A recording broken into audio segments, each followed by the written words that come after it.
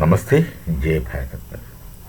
What we see is that the BJP hardly used to take Rahul very seriously because whatever he speaks, at the end, on a long line, used to be beneficial to the BJP. So they used to let him speak.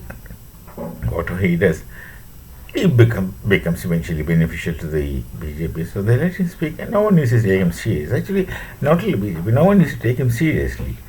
But then things did change when he started speaking against the nation. So this, of course, nationalists won't accept. Then of course, they started. He started speaking against the nation outside Bharat. Going somewhere else, go to the neighbor and speak against you. That becomes serious. So people started taking him serious. Otherwise, normally he used to get ignored. Now, what happens is the deep state. There will be always deep states. There was always a deep state, but not like this. Here, the deep state got a nexus between Soros, Biden, etc. This kind of connections. They've employed the divisive forces. They try to destabilize, which is not normal. Even the recent case is Bangladesh, which is not normal. But then the deep state has changed its structure. There was structural influences to be deep space, right from George Soros and the funding, and of course many others, and of course this journalist kinds of association of funds to them, and creating fake and false narratives in a convincing manner, which had gone a long way. And in Bharat, look at the elections. Initially, for 2014 elections, they were teasing Modi ji as Chawala. Then, of course, the next one, Chowkidar. But what happened is people took it serious. When they called him as Chawala, we took it serious. When they called him Chowkidar, Chor hai, that's what the campaign was.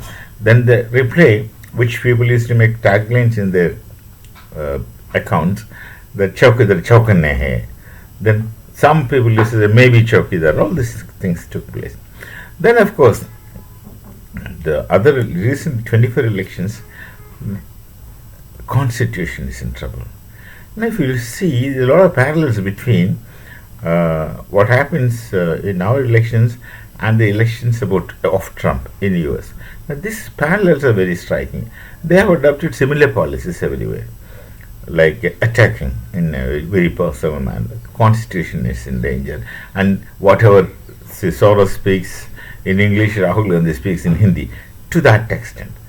So, this took serious turns.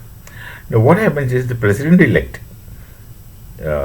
Donald Trump, the president-elect, he's himself aware of all those things because he himself had been a victim to this kind of propaganda of deep state. The deep state is of course one-sided. That's for Soros, Biden, and other kinds of nexus. And they have employed very unfair means. Of course, normally it can be unfair, but then very nasty methods into destabilizing other nations also. So he knows it directly. What happens is, interestingly, when things happen in Bharat, especially today, people became more aware of things in the sense that the Congress is attacked. The BJP had raised 10 questions against Congress. 10 questions which of course Arnab had been repeating. And they are unable to answer these questions. And they won't be able to answer these questions. Between the connections between Congress and deep state, and Congress and Soros, and Congress and funding, and these people going and meeting Soros or his people, etc. This, of course, is a long thing, long narrative, but they won't be able to answer. This has been labeled.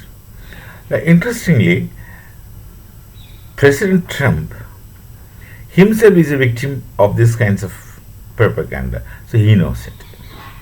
So he knows it clearly, and he comes to defend. He comes to speak. He comes to the Congress people to say that, look, don't come to my nation and don't talk this such nonsense in my nation. Look at the situation, how things have changed, plates have changed. And this will have its impact on whichever places which the deep states had destabilized. It will have its impacts that right now it's Bangladesh, which is the latest. Other places also. Now, we don't know. I think Syria is latest or Bangladesh is latest is for one to decide. But it will have its own impacts in time. In time. Let him assume power. He's still a president electorally. He has not become president as officially. He's still a president electorally. Like Sheikh Hasina is still Prime Minister of Bangladesh. She has not resigned. So we have to wait in. Let's see what's going to be.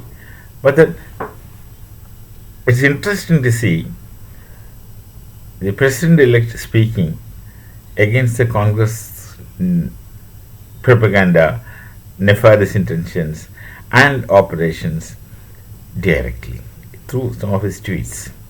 It's interesting. Let's wait and see what happens. Let's wait and see what happens. Positive things are likely to happen.